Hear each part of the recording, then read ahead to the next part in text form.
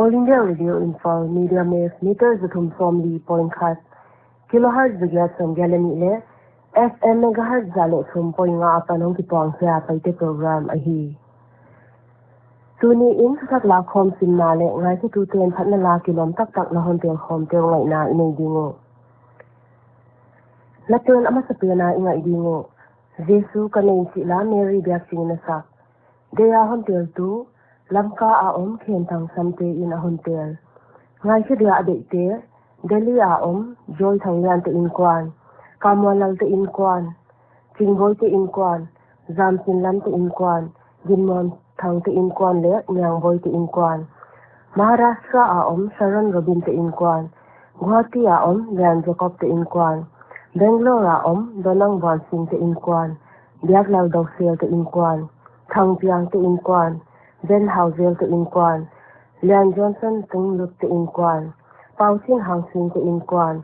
Lan Min hang sing te in kwan le Khan Ma ngai te in kwan. Kolkata a Esther Lan Min sing te in kwan le Lian Khan Khup hang zo te in kwan. Tripura a U Sing Boy te in kwan. Imphal a Pi Thang Lung Lian te in kwan le Lam Khan Lun te in kwan. Lamka a Chung Lian thang te in kwan, Lian Min thang te in kwan. Lian Khan Swan te in kwan, Pao Khan Man Moy te in kwan, Kai Chin Mung te in kwan, Lal Than Khu te in kwan, Yang te in kwan, Dr. Siam Khan Thang te in kwan, HK Mongui te in kwan, Bana WhatsApp in kwan group amau te ngai dia sen thang sam te in hon te la hi ngai dingo.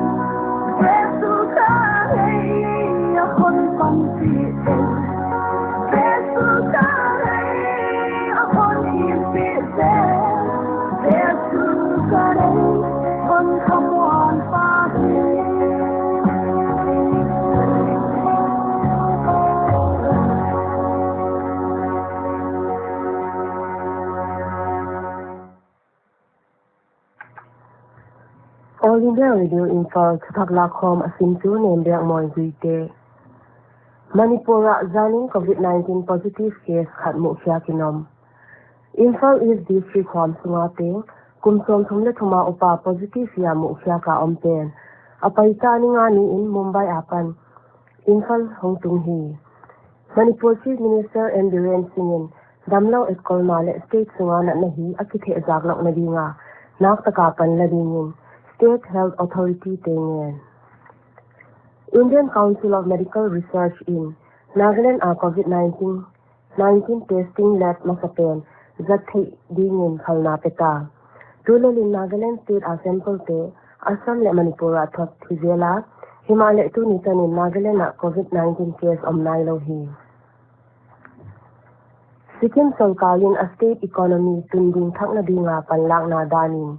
A state suwa restaurant le fast food dorte hon phalding in thupuk na la restaurant le fast food dorte telin dorteng teng jinkal da gya ta pan ni tak lam da nga tan hon phalding chin Chief Minister Prem Singh Tamang Indian Sikkim State Solkalin inter district atai taxi le nimal gari teleng odd even rule atai sabding in thalna pya hi Tripura Dhalai district BSS se pai khat COVID-19 positive ya Mukhya Kinom non. Toto Gomin, Tripura State COVID-19 positive case. Zaso Ngaleguk Patachin, Chief Minister Biplab Kumar Dev Indian. Asama Apaita Nilay Niapan, COVID-19 case tak Somi Lani Aum to Okitanin, Chief Minister Sarbananda Sonowal in, Nipite Patawlawa, Natnadaw na Pangkhom Srading in Asama COVID-19 positive case from Jalegu Komta. Tutak saite to Okiho na Huno, Chief Minister Sarbananda Sonowal in. Hainat nahi Adam Doiding Akimuma, Nipitin Hainat Maapan Kiven na Diakipiate, Zuding in Genhi. Union Government in Financial Package upon Chate, Meghalaya Chief Minister in Akipapi Thu Taglang. Zana tutak saite to Okiho na Huno, Meghalaya Chief Minister in. Micro, Smallและ Medium Enterprises te panpi na in economy ha saksem ding ahi na sai banga panlang na phatwai asak thu gen hi Meghalaya ruling Meghalaya Democratic Alliance government le opposition congress ten ani veina ding in zani kim ukhom na newa a state COVID-19 din mun gen khom hi union government in tuni in low ball ni te migrant workers te sumdong ni te le self-employed te panpi na ding Atmanirbhar Bharat self-reliant India campaign noya relief measure ani na ding tuangkya Finance Minister Nirmala Sitharaman in Central Ahikele State PDS card nailo migrant workers te kyanga solkaring khani su athonin antang te ding singen tunya ringa thak lakhom isim sak theu haitanga hi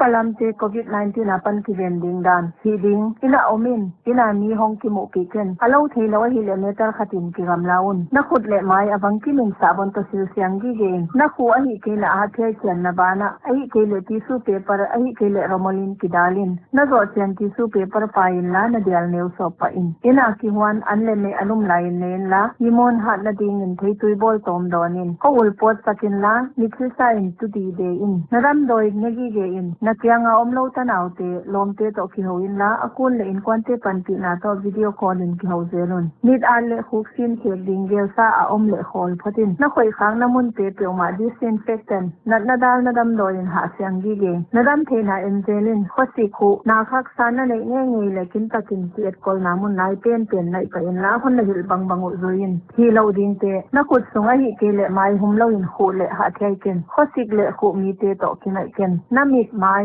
nak le hoi ken dam lo te kyanga om ken nang thuin dam doi na ken na ta naw le lom te to khut kilen in le ki pom to ken ki che kap din dam doi na ho ken alo thei lo hi le phone tung ton in dong in mi pi om khom na a ho ken alo thei lo hi ke le ina pan pot ki ken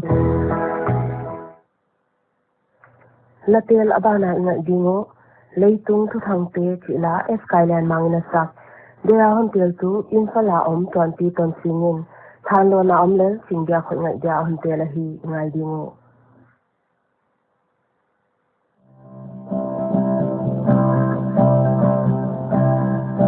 leitung hun pai dan te ngai tua cham đâu tu thang le gọi non tình số ta tu lai đâu pa nói lên đi van ta unak sao tung man thêm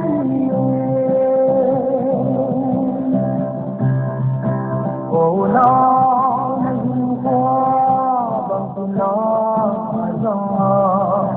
na pai na mun ke lam vi na yom sun lai do pa lai sem di van di ta unak saung tung man sem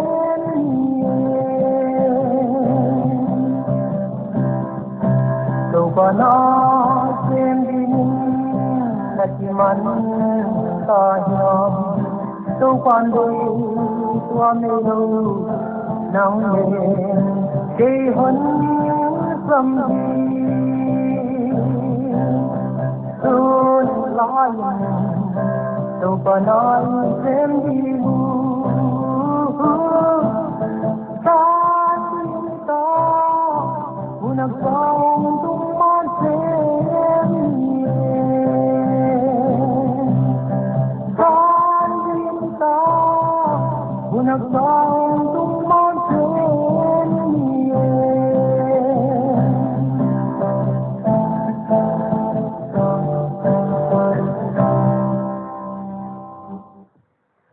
latel abana ngai non dingo sen jelni chila tracy ngai singina sak dea hon tel tu te thalo na pan India khong in lam ka le Imphal om alom te le tanaw te ngai dia hon tel Kolkata Manipur bhawana om zam khallalin sumtu swang pe mun zautung dial khai saino zang leizang khai thanlo le lam ka om akhomi te le alom le kol te ngai dia hon tel songtala pan ti paw khan lian le in content a hon tel o hi ngai dingo